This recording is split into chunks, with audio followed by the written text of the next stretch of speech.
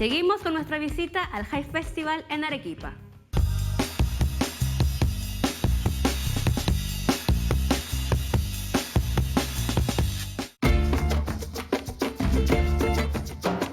Otro visitante ilustre del High Festival 2019 es el escritor argentino Guillermo Martínez. Un escritor nacido en la ciudad de Bahía Blanca en 1962 y un renombrado cultor de los géneros policial y de misterio. Acudimos a su encuentro para hacer números y hablar de letras.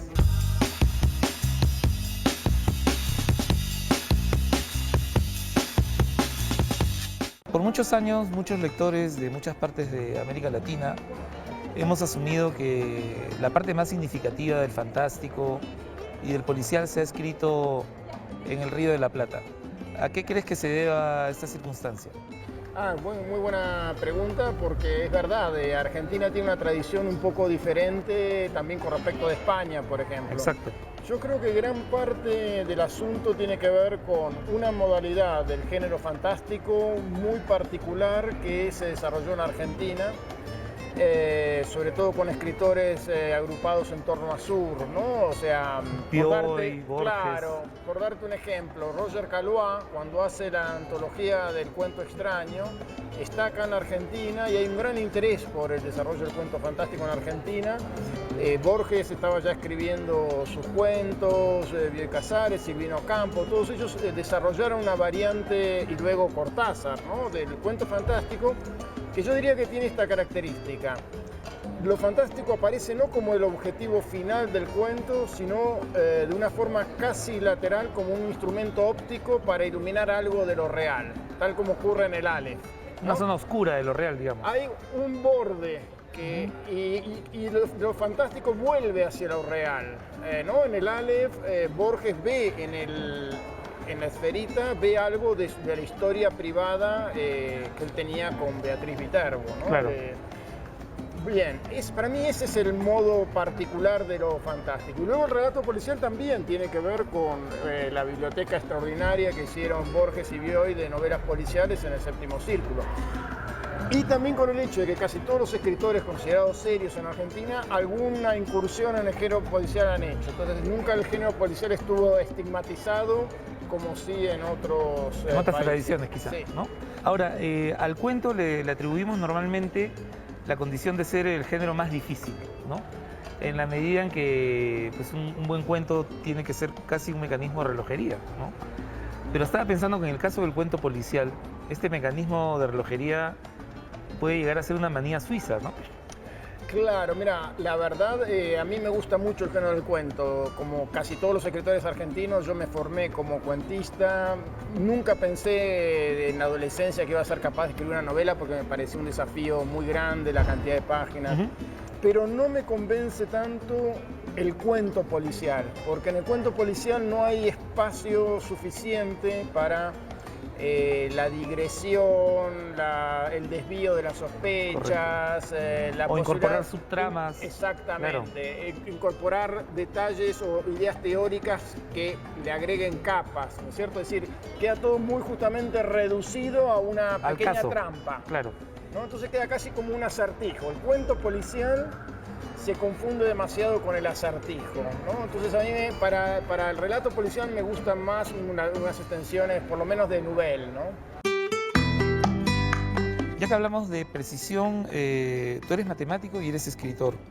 ¿Existe alguna relación entre los números y el lenguaje de la ficción, entre el lenguaje matemático y las palabras? ¿Hay algún vínculo secreto entre esos órdenes? Para mí hay analogías muy fuertes en cuanto a la creación, ¿no? O sea, el matemático imagina y concibe en un mundo de objetos platónicos, en un mundo ideal, ciertos patrones, ciertas relaciones que tiene que codificar por escrito en un texto que se llama teorema. Y todos tienen que ser capaces, al leer el razonamiento, de poder de algún modo rehacer ese mundo de objetos, ¿no? Interpretarlo, quizás. Interpretar. Y bueno, y el escritor también, en un mundo platónico, imagina, concibe fragmentos de diálogos, personajes, un final, un nudo dramático, y tiene que codificarlo en un cierto orden, que se lee también secuencialmente. Entonces, desde el punto de vista de la creación y la codificación, veo que son actividades similares. Ujú. Ahora, hay una diferencia para mí muy importante en cuanto al lenguaje. El lenguaje matemático tiene que ser un lenguaje libre de ambigüedades, por eso se crea el lenguaje de las fórmulas matemáticas. Claro. Las definiciones matemáticas tienen que ser muy estrictas para que todos entiendan absolutamente lo mismo. En cambio, el lenguaje literario muchas veces necesita de la ambigüedad, del claroscuro. Justamente lo contrario, exacto. Casi, claro. Y además, cada uno va hacia el texto literario con su propio mundo, su biblioteca, sus resonancias. Entonces, naturalmente, las reacciones frente a un texto literario, donde interviene la sensibilidad también de cada lector y la empatía con lo que se está contando, son muy diferentes. Es decir, el lenguaje literario permite y sugiere muchas más interpretaciones que el lenguaje matemático. Este año obtuviste el premio Nadal con una nueva novela policial, Los crímenes de Alicia. Hace un momento hablábamos de la limitación del cuento policial. ¿La novela policial subsana esas limitaciones? Yo creo que sí, en el sentido de que a veces uno cuando escribe en el género policial hay una parte que tiene que ver con la trama y que a mí me gusta que la trama sea importante, pero digamos permite la novela policial, sobre todo la novela de intriga, permite otra clase de reflexiones que tienen que ver ya con cuestiones filosóficas. Eso es lo que traté de hacer además en Los crímenes de Alicia. Lewis Carroll era una persona muy preocupada por la filosofía del lenguaje, Exacto. las paradojas lógicas, etc. Y algo de todo eso interviene también en la lógica de la investigación policial. Entonces a mí me interesó, tanto con la novela anterior, Los crímenes de Oxford, como con esta, hacer algo y con una próxima que pienso escribir en el futuro, que yo llamo para mí, ¿no?, la trilogía de la lógica y el crimen. O sea, como hay una cantidad de cuestiones en la lógica que desatan paradojas y ponen en jaque el sentido común. Si vos me preguntás por otra analogía profunda entre matemática y literatura, es que tanto la literatura como la matemática, cuando son profundas, de algún modo ponen en jaque lo que creíamos sabido. ¿A qué crees que se deba la vigencia del género policial? ¿Por qué el crimen es tan fascinante? Yo creo que más que el crimen, la fascinación del policial tiene que ver, por un lado, con cierto desafío a la inteligencia que está implícito en el desarrollo de la novela policial.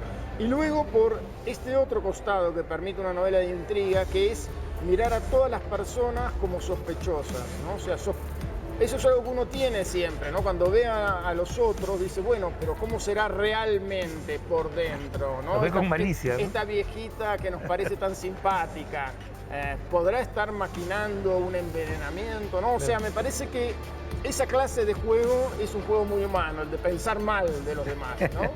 Entonces, eso se puede poner, se pone en desarrollo en la novela policial. Para finalizar, ¿podríamos hablar de tu próxima novela? La próxima, la que estoy escribiendo ahora, es un regreso al mundo de las intrigas literarias, es decir, no corre sangre, pero claro, hay ciertos duelos que tienen que ver con los malentendidos justamente en la interpretación literaria. Es la distancia que hay entre lo que un escritor quiere decir a través de su obra y lo que los lectores pueden llegar a entender. Luego de eso espero volver más pronto que tarde, ¿no?, a hacer la tercera de esta serie, que es los crímenes de Oxford, Los crímenes imperceptibles, Los crímenes de Alicia, y hay una tercera que quiero escribir, espero que antes de 15 años, ¿no? Porque me demoré eso de una a la otra. Podemos esperarte. Muchas gracias, Guillermo.